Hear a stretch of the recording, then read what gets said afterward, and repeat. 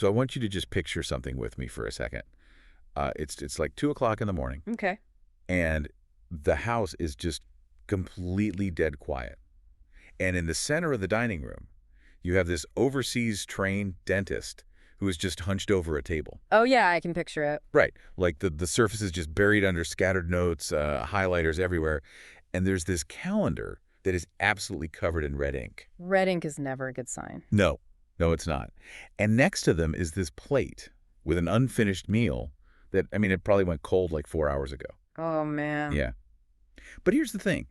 Standing just a few feet away, kind of lingering in the doorway, is their partner. Right. And they're watching this happen. And they look deeply concerned, but they are entirely unsure of how to actually help. Which is such a tough spot to be in. It really is. It's this heavy, quiet, intensely pressurized scene. And it brings us to the central message, well, really the whole thesis of today's deep dive, which is one person sits the exam, but two people may carry the stress. Yeah, that scene you just described, it's playing out in hundreds of homes right now. Literally right now. Yeah. And what makes it so incredibly difficult is that both people in that room feel entirely alone. They really do. And so today, we are looking at this massive stack of research that lives right at the intersection of high-stakes academic testing, psychological well-being, and romantic partnerships. It's a very specific intersection. It is. Specifically, we're looking at this through the lens of the Australian Dental Council, or the ADC exam. We're doing this special deep dive for the Australian Dental Council Explainer podcast because, preparing for this ADC examination, it doesn't just affect clinical confidence. No, it bleeds into everything. Exactly. It influences sleep, communication, finances, shared responsibilities, and basically the very foundation of a relationship. But before we get into the psychology of how all that actually happens, we do have some mandatory housekeeping to get out of the way. Right. Yes, we do. So it is vital to state right up front that this is an independent educational discussion. It is not affiliated with or endorsed by the Australian Dental Council. This deep dive does not provide official examination guidance, psychological treatment, relationship counseling, or clinical advice. Got to cover our bases. Exactly.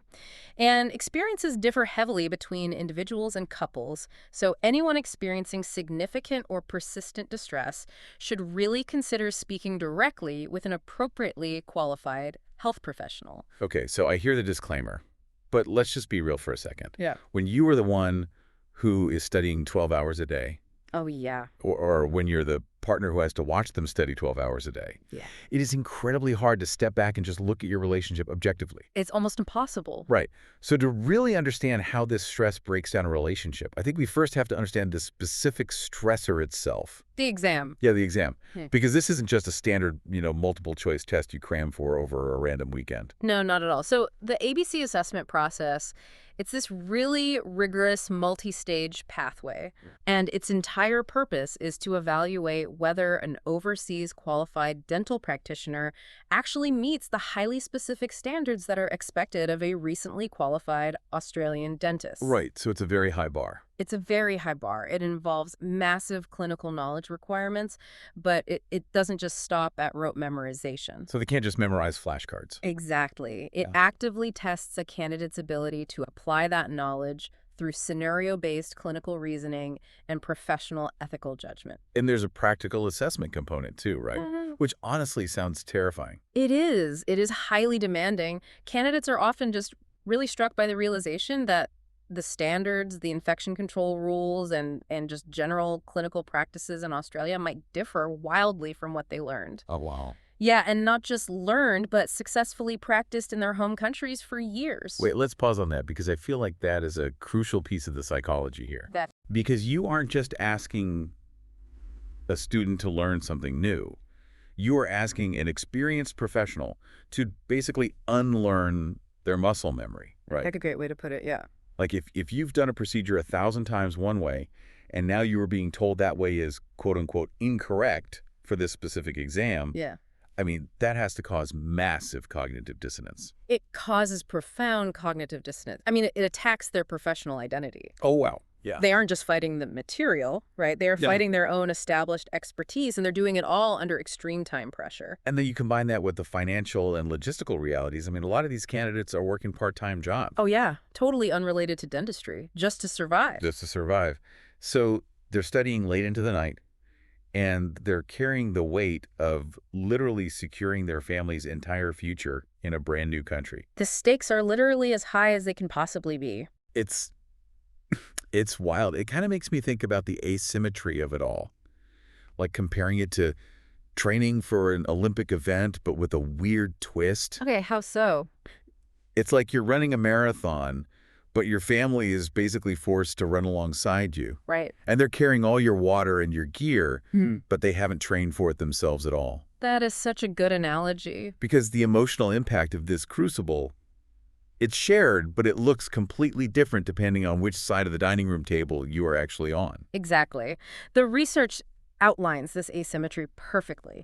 So on one hand, the candidate is dealing with immense performance pressure, obviously. Sure. But they also carry this really intense guilt about the time and the money that's being invested. Oh, because it's so expensive. It's incredibly expensive. And they have this very real, very heavy fear of disappointing the people who have sacrificed to support them. Right. So every hour they spend away from their partner, away from their kids, it feels like a withdrawal from their relationship bank account.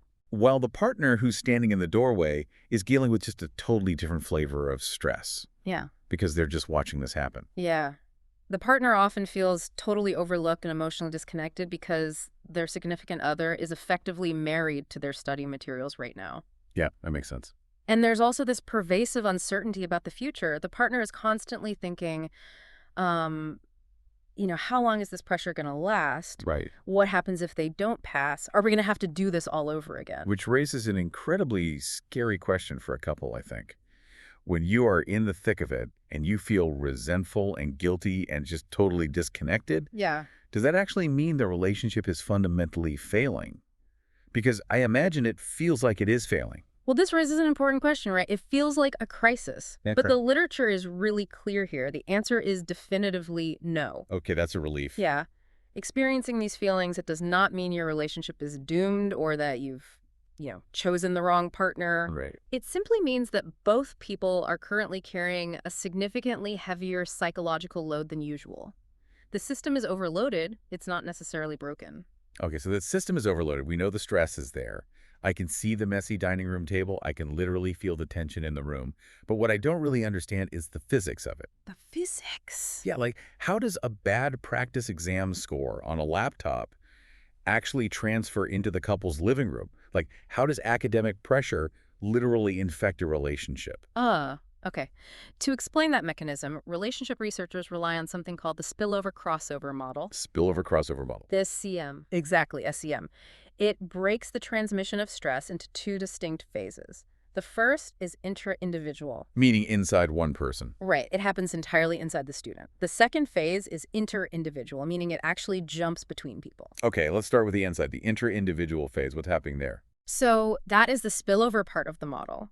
Stress spillover occurs when the intense cognitive and emotional load from all that academic stuff just completely depletes the student's self-regulatory bandwidth. Hold on. Unpack that for me. Self-regulatory bandwidth. Are we basically just talking about decision fatigue here? Well, it's deeper than that. We are talking about literal biological depletion. Wow. Really? Yeah. Think of your prefrontal cortex, right? Yeah. That's the part of the brain that's responsible for logical thinking, emotional control, having patience with people. Right. When a candidate spends 10 hours doing complex clinical reasoning, their brain is literally burning through its available glucose and neural energy. Oh, wow. So by the time they finally close the textbook, their self-regulatory bandwidth is just empty. It's gone. It's gone. They literally lack the physiological resources to regulate their own mood. Oh, I see. So they become irritable, impatient, emotionally unavailable. The stress has spilled over from their desk into their actual personal demeanor. Okay, here's where it gets really interesting to me. Because the student is basically running on fumes, right? Exactly. But how does that jump to the partner? Because I think a lot of people just assume, well, it's their exam. I'll just stay out of their way like it won't affect me. But it always does. And that brings us to the crossover phase. This is the dyadic, or inter-individual transfer. The psychological strain experienced by the student crosses the gap to directly impact the well-being of the partner. It's kind of like stepping in mud at work, right? Oh, I like this. Yeah, you step in mud at work, which is the spillover. You forget to take your shoes off when you get home. And crossover is when you accidentally track that mud all over your partner's clean clothes. Yes.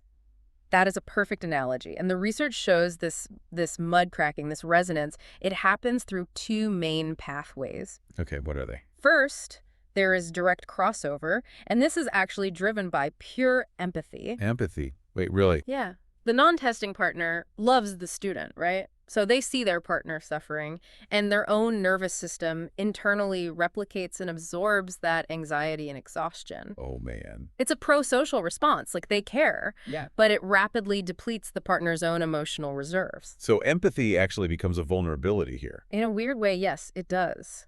The second pathway is indirect crossover, and this is mediated by the student's maladaptive coping strategies. Maladaptive coping strategies, like what? Like if the student reacts to their depleted bandwidth by just shutting down entirely, Right. or they withdraw to their room, or maybe they start having angry outbursts over really small things, those negative behaviors completely disrupt the entire relational climate of the house. Which means the partner is now basically forced to navigate this unpredictable, hostile, or emotionally distant home environment. Exactly. Which obviously generates its own entirely new layer of stress for the partner. They're just walking on eggshells. But, people don't all react to walking on eggshells the exact same way. No, they definitely don't. Some people get angry, some people cry, some people literally just grab their keys and leave the house. Which brings us to another really critical framework from the research, which is the Vulnerability Stress Adaptation Model, or VSAM. Got it. This model explains how our enduring psychological traits, they act as kind of an accelerant to this stress. Okay. And the most relevant trait we look at here is adult attachment style. Let's dig into this. Because attachment styles, they are everywhere in pop psychology right now. Oh, TikTok loves them. Right. But how do they actually behave in a living room during exam prep? Like, let's say a partner has an anxious attachment style. What does that actually look like when the candidate comes in and says, I need to study for 6 hours, leave me alone? Well, for an anxiously attached partner, that statement is not processed logically. It's not. No. It is processed as a threat. Wow, a threat. Yes, their nervous system is wired to basically fear abandonment. So when the student physically closes the door to study, the anxious partner feels this physical knot in their stomach. Wow. Their brain interprets this temporary academic distance as actual relational rejection. And what do they do with that terrible feeling? Well, they engage in proximity-seeking behaviors. They might interrupt the study session to ask a totally trivial question. Like, where's the remote? Exactly. Or, worse, they might just pick a fight. Big kite, just because they want connection. Yeah. Because for an anxious attachment style, negative attention is still attention. Wow, that's wild. A fight means the partner is engaging with them. They are desperate for reassurance, but it just manifests as conflict. While the poor student is sitting there, totally desperate for isolation, just so they can memorize dental pharmacology. Right. I mean, that is a total recipe for disaster. It really is. So what about the other side of the coin, like the avoidant attachment style? Right. So if the partner has an avoidant attachment style, their instinct when they are faced with stress or perceived distance is to protect themselves by pulling away first. Oh, so they beat them to the punch. Exactly. They will interpret the student's study-induced distance as a rejection, and their response will basically be, well, fine, I don't need you anyway. Yeah. So they withdraw even further.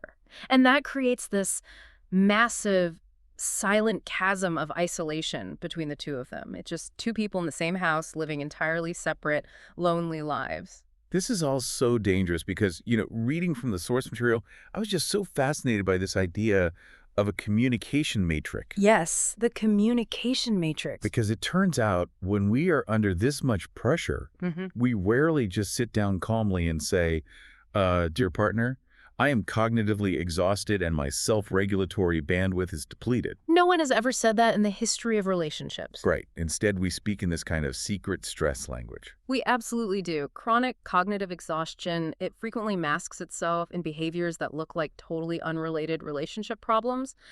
Okay, we have to talk about proxy fights then, because I think basically everyone listening will relate to this. The research notes that under intense stress, a student's tolerance for just minor everyday frustrations plummets. It drops to 0. So a couple might find themselves literally screaming at each other over who takes out the trash or what brand of garbage bags they bought. But the argument is rarely actually about the garbage bags, is it? No, the garbage bag is just the detonator. Right. The explosive is a totally depleted nervous system. The student is experiencing what the literature terms domestic chaos anxiety. Domestic chaos anxiety. Yes, when your brain is at absolute maximum capacity holding thousands of clinical facts, a messy kitchen or a full trash can feels like a catastrophic loss of control. That makes so much sense. The external mess just mirrors their internal overwhelm. So when they inevitably snap about the trash, what are they actually saying to their partner? They are implicitly begging for delegated practical help. They're basically saying, I am drowning and I need you to handle the physical environment because I cannot. But because they lack that prefrontal cortex regulation we talked about earlier, it comes out as this intense irritability over seemingly trivial matters. Right, which just makes the partner defensive. Exactly. So another big item from the matrix is emotional contraction. Yes. This is when the student just stops. They stop asking about their partner's day at work. They stop laughing at jokes. They stop being playful. They just shut down. Yeah, it really makes me think of a spaceship in a sci-fi movie that is taking heavy fire. Okay, I love your analogies today. Well, the captain yells to shut down life support, shut down the replicators, shut down literally everything non-essential, and route all available power to the shields. That is exactly what the brain is doing. It is literally conserving energy for the next study block. The student is powering down their social and emotional systems just to survive. But the problem is, the partner doesn't see a spaceship routing power to the shields, do they? No, they don't. They just see their favorite person turning into a zombie who doesn't seem to care about them anymore. Precisely. The partner misinterprets that biological energy conservation as emotional indifference. Right. They think, well, they didn't even ask how my meeting went today. They must not love me anymore. Which immediately triggers those feelings of rejection and the attachment panic we were just discussing. Yep, it's a vicious cycle. And that leads right into the most sensitive area covered in the research, which is intimate dysfunction. Yes, this is crucial to talk about. Because the text is very clinical about this. Yeah. But it is a massive real-world problem. Chronic stress doesn't just put you in a bad mood, right? It physically alters your body. It does. We really need to look at the biological mechanism here. Okay, break it down for us. Chronic stress keeps the body's sympathetic nervous system activated. That's your basic fight or flight response. Right. This spikes cortisol and adrenaline production. And when your body thinks it is literally under attack by a predator, it diverts blood flow and energy away from non-essential systems like digestion and, crucially, the reproductive system. Oh, wow. So it's physiological. It's completely physiological. It biologically suppresses the endocrine pathways that govern libido.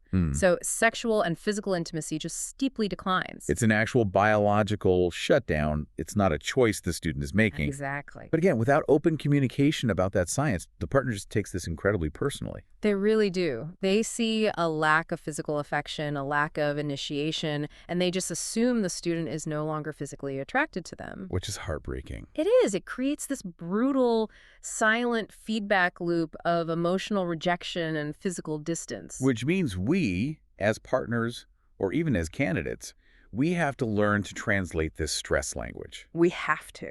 And the research gives some really practical examples of how to do this. Like, let's say a candidate walks away from their desk, sighs really heavily, and says, oh, my neck and back are just killing me today.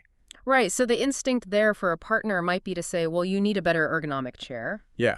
Or you should really adjust your laptop screen. But that entirely misses the point. Wait, I need a translation here. Because the text calls this a somatic expression, meaning their mental stress is literally manifesting as physical neck pain. Yes, absolutely. Yeah. The psychological pressure is literally converting into physical tension. Wow. They aren't asking for an IT solution for their desk setup. Yeah. They are expressing a deep, deep need for physical comfort and decompression. Okay. So a relationally supportive response, basically a translation of that stress, isn't giving advice on posture. It's simply saying, hey, come here, sit down, let me rub your shoulders for 5 minutes. That makes so much more sense. But what about when they just spiral? Spiral. Yeah, like when the student says, I am never going to pass this exam, my practice scores are terrible. This whole moving to Australia thing was a massive mistake. Yeah. Because it is so tempting for a partner to just kind of wave it off, It is. When a candidate says that, what they are actually expressing is intense imposter syndrome and a profound fear of failure. But if the partner responds with, "Oh, don't be silly, you're so smart, you'll definitely pass," they think they're being supportive. Right. But in reality, that is experienced as toxic positivity. Toxic positivity. Yeah. Because it kind of just shuts the conversation down. Exactly. It minimizes the candidate's very real struggle, and it actually adds pressure. How does it add pressure? Because it sends the message, "I expect you to pass easily, so you shouldn't even be struggling." Oh, man. Yeah. A much better translation is providing what psychologists call emotional containment. Okay. What does emotional containment actually sound like in practice? Because I want to know what to say. It sounds like validating the fear without actually agreeing with the outcome. Okay. You say something like, "This material is incredibly difficult," and it makes complete sense that you feel overwhelmed. Yeah. That practice score, it's just data telling us what to review next. I see how hard you are working, and I believe in your work ethic. Okay. I have to step in here and ask a really practical question on behalf of the listener. Go for it. Because if I am the partner in this scenario and I am watching the person I love withdraw emotionally, they stop asking about my day, they become physically distant, and then they snap at me about the trash. Yeah. How on earth do I stop myself from taking that personally? Because it feels extremely personal. It feels deeply personal, and it is an incredibly difficult challenge. Honestly, it requires a profound, almost superhuman level of empathy from the partner. Yeah, it sounds like it. The key technique here is something called structural validation. Structural validation. Yes. You have to actively, constantly remind yourself to reframe their behavior. You must recognize these behaviors as symptoms of cognitive exhaustion rather than relational indifference. So they snap about the garbage bag. I have to literally tell myself, okay, that is the ADC exam talking. That is not my partner. Yes, exactly that. They aren't pulling away because they don't love you. They're pulling away because they are absolutely drowning in the cognitive load of unlearning and relearning their entire profession. Recognizing that distinction and holding onto it tightly is basically the key to surviving the face. Okay, so we've diagnosed the problem. We know how the stress spills over, how it crosses over, and the secret language it's using. Right. But what does this all mean when we talk about actually fixing it? Because recognizing the symptoms is really only half the battle. Very true. How do couples actively treat this systemic relational stress? Well, this is where we move from theory into actual action, specifically exploring a concept called dyadic coping. Dyadic coping. Yes. The research divides this into negative coping, which accelerates relational erosion, and positive coping, which serves as a statistical buffer against breakups. Okay, let's start with the bad stuff so we know exactly what to avoid. What does negative dyadic coping look like? Negative dyadic coping basically takes three forms. Okay. First, there's hostile coping. This is open sarcasm, mockery, or dismissing the other person's stress entirely. Like what? It's saying something like, "Oh, you think you're tired? I was at work all day while you just sat at a desk." Oh, ouch. Yeah, that's toxic. Complete toxic. Yeah. Second is superficial coping. We touched on this with the toxic positivity stuff. Right. It's offering insincere platitudes just to quickly end an uncomfortable conversation so you don't actually have to deal with your partner's negative emotions. Like, you'll be fine, don't worry about it. Exactly. Oh, wow. And the third one, which I think is probably the most relatable gut-punching detail in this entire stack of research. Yes, this one hit me hard. It's ambivalent coping. Ambivalent coping. Yes. Ambivalent coping is when the partner provides practical support, but they do it resentfully. The example from the text is agreeing to do the dishes so the candidate can study, but sighing heavily, rolling your eyes, and just slamming the cabinet doors while you do it. Yes. We have all been there. I mean, we have all done the angry dishwashing. Oh, definitely. But why is that specific thing so toxic to the relationship? Because that nonverbal hostility completely negates the practical support you just provided. In fact, it's actually worse than not doing the dishes at all. Worse. Real. Yes, because it creates a debt dynamic. The student hears those slamming cabinet doors and they feel immense guilt. They feel like they're becoming a burden. I see. So the physical task is done, sure, but the emotional damage to the relationship is significant. Right. It's like you're saying, I'm helping you, but I want you to know exactly how much I'm suffering to do it. Exactly. Okay. So how do we pivot from that? What is positive dyadic coping? Like the stuff that actually saves relationships? There are three positive forms. First is supportive coping. This is actively listening and validating the anxiety, like rubbing the shoulders, explicitly expressing empathy without any of that hostility. Okay. Then there is common coping. This is symmetrical. Both partners view the exam as a joint problem. They use we and us language, which signals a unified identity. So instead of asking, how are you going to get through this pharmacology chapter, Yeah. we ask, how are we going to tackle this study block this weekend? Exactly. It shifts the burden from the individual to the team. And the final form is delegated coping. Delegated coping. Yes. This is a strategic, agreed-upon restructuring of domestic roles. Okay. The stressed partner asks for help, and the coping partner takes over concrete daily tasks completely and willingly. Taking over 100% of the cooking, the cleaning, and the childcare during what the text calls blackout weeks, right before the exam. Yes, blackout weeks. This is where I want to introduce an analogy that I think fits perfectly for this level of teamwork. Okay, let's hear it. So what does this all mean? Delegated coping is like being a sous chef in a Michelin star kitchen. Ooh, I like where this is going. Right. The candidate is the head chef. They're the one who actually has to plate the final dish. They're the one taking the exam. Right. But they cannot execute that perfect dish if their station is a mess, if their ingredients aren't chopped, and if the kitchen is literally on fire. Absolutely not. So the partner is the sous chef, prepping the ingredients, taking out the trash, keeping the kids quiet. These aren't just chores anymore. No, they're not. You are actively keeping the station clean so the head chef can execute. The sous chef's operational sacrifices directly optimize the head chef's performance. That is a phenomenal analogy because it really highlights the prestige and the critical importance of the partner's role. A head chef fails without their sous chef. Right. But to operate that efficiently without building the resentment we saw in the ambivalent coping, you need structured, deliberate communication. You can't just expect your sous chef to read your mind. No. This is where the Gottman method comes in. Yes. Dr. John Gottman's stress-reducing conversation.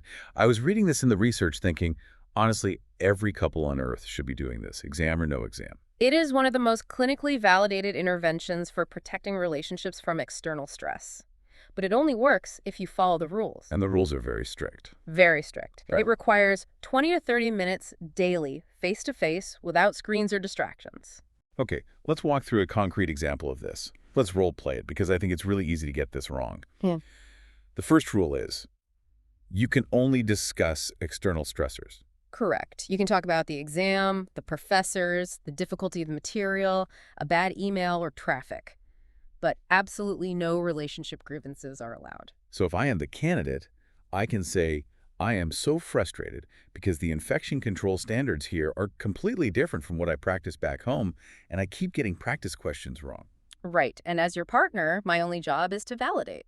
Furthermore, the rules state no unsolicited advice. I am not allowed to say, well, maybe you should make flashcards, or why don't you email the instructor? Which is so hard. Oh, it's the hardest part. Because as partners, we are fixers, right? We just want to fix the problem for the people we love. We do, but fixing it isn't what they need in that moment. They just need to feel heard. So what do you say instead? So instead of advice, the listener comes alongside the partner.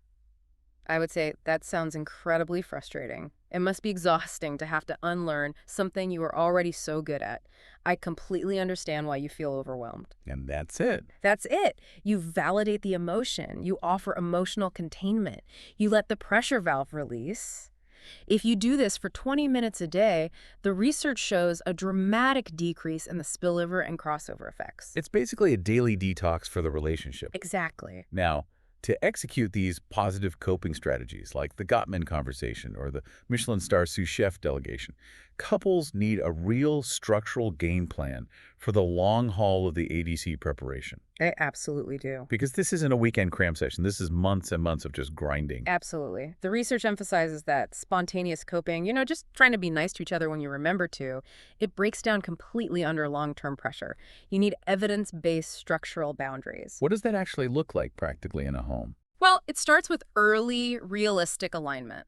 Before the intense study period even begins, the couple must sit down for a formal conversation detailing the sacrifices required. Like laying all the cards on the table. Exactly. The student has to be brutally honest. They have to say, for the next 12 weeks, I will be studying 6 days a week. I will not be able to attend social events on weekends. Wow, just setting it in stone. Yes. This prevents the partner from being caught off guard and feeling neglected later. Right, because expectations dictate resentments. If I expect you to be at a dinner party and you cancel last minute, I'm mad. Right. If I knew 3 months ago you couldn't go, it's just the plan. It's not a big deal. Exactly. The next structural boundary is syncing digital calendars. Marking down those blackout weeks we talked about. Yes, everyone needs to literally see the timeline. And alongside that, you must establish a study sanctuary. A study sanctuary. Yes. Physically separating the study space is crucial, whether it's a closed room at home, a specific corner of the living room that is totally off limits to everyone else, or physically leaving the house to go to the library. Right. This creates a clear geographical boundary between study time and relationship time. It reduces friction over noise, interruptions, and the visual stress of seeing notes scattered everywhere. And on the flip side of that boundary, you have to schedule non-negotiable couple time. Yes, protected time. The research mentioned this really beautiful example of a medical student who scheduled Friday date nights. And it didn't have to be an expensive dinner or a big production. No, it could be anything. Sometimes it was literally just taking a short walk or sharing a meal without any study materials in the room. Just being present. Yeah. But it was a designated time on the calendar that made the partner feel appreciated and gave the student a welcome reprieve. And that reprieve is essential. There is a toxic myth in high-stakes testing that any time not spent studying is wasted time. Oh, I've heard that. But the truth is, rest, movement, sleep, and time spent connecting with your partner are not distractions from preparation. They are part of sustainable preparation. Your brain cannot consolidate memory without rest. Right. You're actively studying by sleeping. You are actively passing the exam by taking a walk with your partner. I absolutely love that reframe. It changes everything. If we look at the overarching theme of all these strategies, it really requires a profound psychological shift. Couples need to reframe the examination from an individual hurdle into a shared vision. A shared vision, meaning we are doing this together. Yes. When the partner views the exam prep as our goal rather than just their career, the entire dynamic of the household shifts. The resentment fades. Yes. Feelings of jealousy or comparison turn into collaboration and pride. The partner recognizes that their operational sacrifices, the cooking, the quiet evenings, these are strategic investments in their collective future in Australia. And the student has to actively include the partner in the journey to make that shared vision real. You can't just lock yourself away. Hand them the flashcards, ask them to quiz you while you do the dishes together, explain a clinical concept to them in layman's terms. It reduces the isolation for the student and builds a mutual sense of achievement for the partner. It makes the partner a participant in the victory rather than just a bystander to the struggle. Yeah.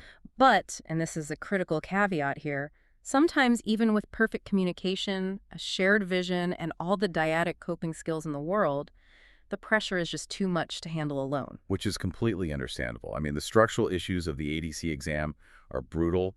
The pass rates are notoriously low. The financial burden is staggering. And candidates often receive very little specific feedback if they fail, which is incredibly tough. It creates severe distress that can manifest as performance anxiety, crippling imposter syndrome, and even somatic symptoms like panic attacks or hand tremors. It is an incredibly intense crucible, and there should be absolutely zero shame in getting professional backup. Utilizing professional support resources is critical, and it is a sign of strength, not weakness. So what resources are actually out there for these candidates? Because finding help in a brand new country can be overwhelming in itself. Yeah, thankfully in Australia, candidates have access to the Dental Practitioner Support Service, or ATS. It is a highly specialized, free, 24/7 service available to all ADC candidates. You can reach them by calling 1-800-377-700 or by visiting them online at dpsupport.org.au. And the most important word in their brochure is anonymous, right? It is essential. Many overseas candidates carry a very real fear that seeking mental health help will somehow go on a permanent record and negatively impact their future registration with the dental board. Like admitting you are stressed somehow means you aren't fit to practice. Exactly, which is a dangerous myth. DPS is entirely independent and confidential. They do not report back to the ADC. That's great to hear. Yeah. They provide crisis intervention, counseling for burnout, and evidence-based stress management advice. Additionally, state branches of the Australian Dental Association operate member assistance programs that provide further counseling and coaching for both candidates and their families. Okay, we have covered massive ground today. Yeah. We walked through the intense crucible of the exam and unlearning muscle memory. We looked at the physics of how stress spills over and crosses into the living room. Yep, the mud tracks. Exactly. We decoded the secret language of proxy fights and emotional contraction, and we laid out the daily tactics, the Gottman conversations, the Michelin star delegation, the boundaries needed to survive. It's a lot, but it's important. It really is. So if we bring this all back to the specific mission of the Australian Dental Council Explainer podcast, what is the ultimate takeaway for the listeners sitting at that messy dining room table right now? Well, if we connect this to the bigger picture, the ultimate takeaway is that the goal during this preparation period is not perfect balance every day. Perfect balance is an impossible standard when you are facing a monumental hurdle. The goal is simply to remain a unified team during a deeply demanding chapter. Yeah. Passing the ADC examination obviously matters for your career, but the relationship that continues after the exam matters just as much. As the core text of our visual prompt reminds us, the exam is temporary. Your well-being and relationship matter too. I really love that. And that brings us to the channel motto, which I want to say directly to anyone listening who is in the trenches right now. Prepare for the exam. Protect your well-being. Support your relationship. Beautifully said. If this deep dive helped you or your partner today, please join us for more honest conversations. Like the video, subscribe on YouTube, follow us on Spotify, and share it with the dental community. Because recognizing the impact and talking about it openly is the very first step toward actually managing it. Absolutely. Yeah. Now, I want to leave you with one final thought to just kind of mull over as we sign off. We've talked so much today about the communication matrix, translating the secret language of stress and learning to validate instead of offering unsolicited advice. Right. Think about it this way. If you and your partner can master this level of empathy, active listening, and boundary setting just to survive the ADC exams, imagine how incredibly empathetic and communicative you are going to be as a licensed clinical dentist with your future patients. That is such a powerful perspective. Right. When a patient sits in your chair terrified of a procedure or masking their fear with irritability, you will know exactly how to translate that stress language. You'll know how to validate and provide emotional containment. Exactly. The communication skills you're building in this crucible, they aren't just saving your relationship right now, they are actively training you for the rest of your career. We'll see you next time.